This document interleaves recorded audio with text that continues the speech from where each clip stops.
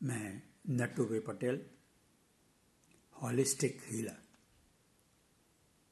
इस anti corona video series का ये तीसरा पार्ट है। हमने दूसरे पार्ट में देखा कि हमारी बॉडी का हीलिंग सिस्टम कैसे काम करता है। हमने वो भी जाना कि भारत में कोरोना में बहुत सारे लोगों को ब्रीदिंग की समस्या का सामना करना पड़ा। इसके साथ हमने वो भी समझा कि हमारी द्विस्तरीय इम्यून सिस्टम कैसे हमारी रक्षा करती है। साथ में वैक्सीनेशन से हम कैसे प्रोटेक्शन पाते हैं वो भी जाना। आज के वीडियो में हम जानेंगे कि कोरोना चाइना से शुरू हुआ, फिर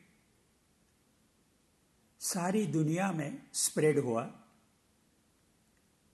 और कितने ही देशों में कोरोना ने तबाही मचाई।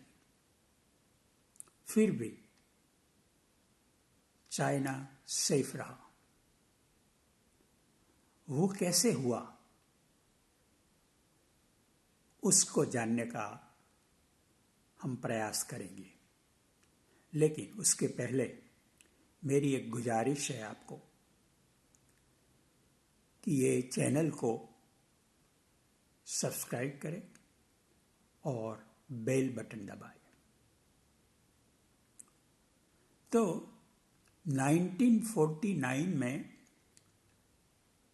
चाइना आज़ाद हुआ। आज़ादी के बाद चाइना में एलोपैथी को इंट्रोड्यूस करने का सवाल आया।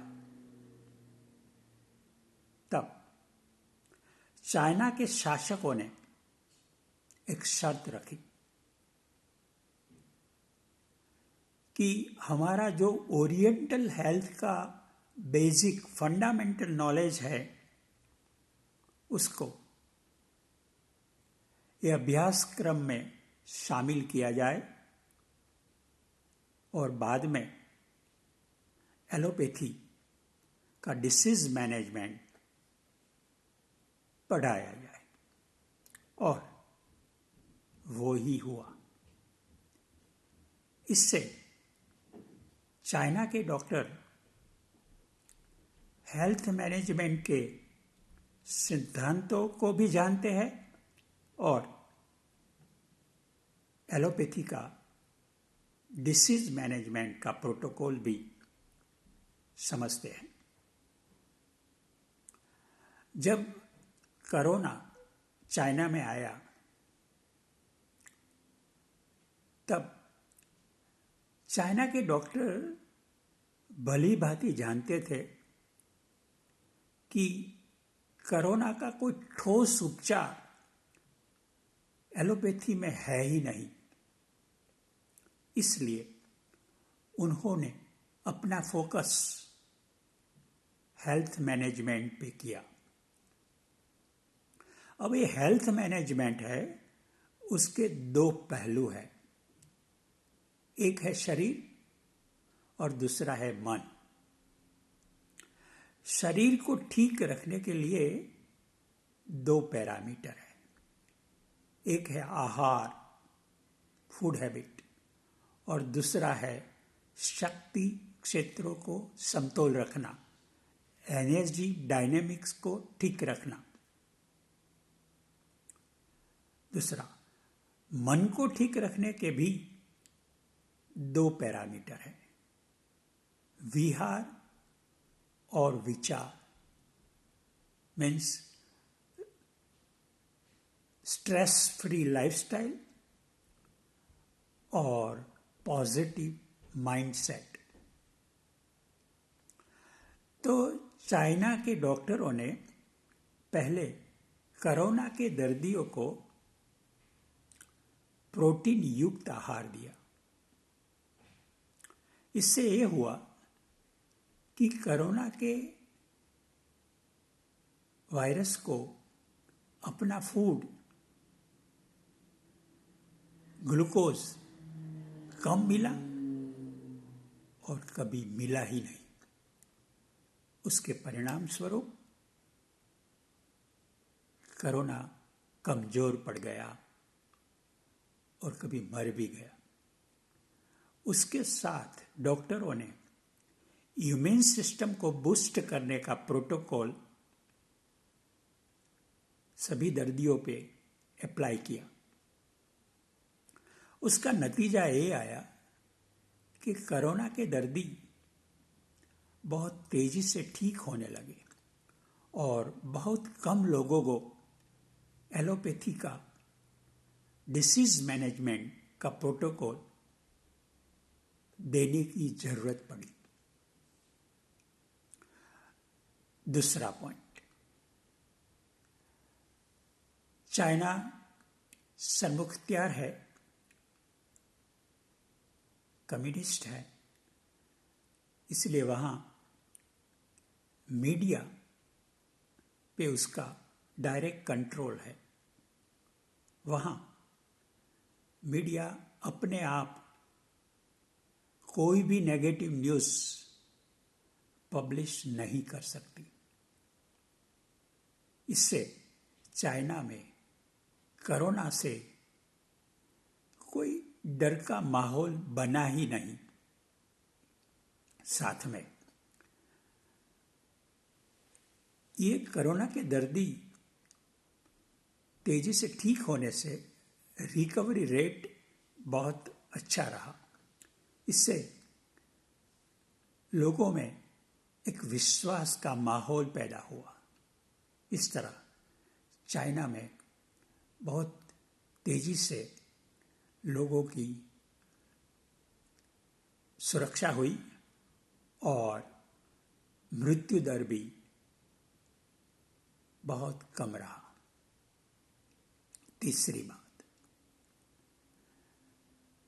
चाइना में जब जब कोई वायरस आया, सार्स, इबोला, तब चाइना की सरकार ने मास्क पहनना और सोशल डिस्टेंस रखना, ये दो बाबत पे बहुत फोकस किया। इतना ही नहीं, पर उसका अमल सख्ती से किया। उसका नतीजा ये आया कि जब प्रजा अपने आप अपने कल्चर में ले लिया। इसलिए जब कोरोना आया तब चाइना में चाइनीज लोग अपने आप मास्क पहनना और सोशल डिस्टेंस रखना उसका अमल करने लगे। उसका बेनिफिट ये मिला कि चाइना में कोरोना बहुत स्प्रेड नहीं हो सका। चौथी बात, चाइना की कम्युनिस्ट सरकार को इलेक्शन करवाना और कोई गवर्नमेंट ऑब्लिगेशन जैसा कुछ है ही नहीं। साथ में चाइना के लोग, मेजॉरिटी लोग नॉन बिलीवर है, वो ईश्वर में आस्था रखते ही नहीं। इसलिए वहाँ कोई धार्मिक समारोह होने का भी अवसर नहीं मिला। साथ में सरकार स्ट्रिक्ट होने से कोई सोशल गैदरिंग का सवाल ही नहीं पैदा हुआ।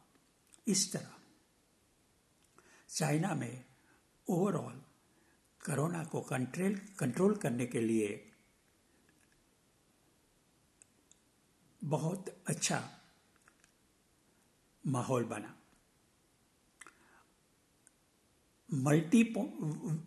मल्टी व्यू पॉइंट्स हम देखें तो अपने आप कोरोना को कंट्रोल करने के सभी पैरामीटर चाइना में एड्रेस हुए। इसलिए चाइना बहुत इजीली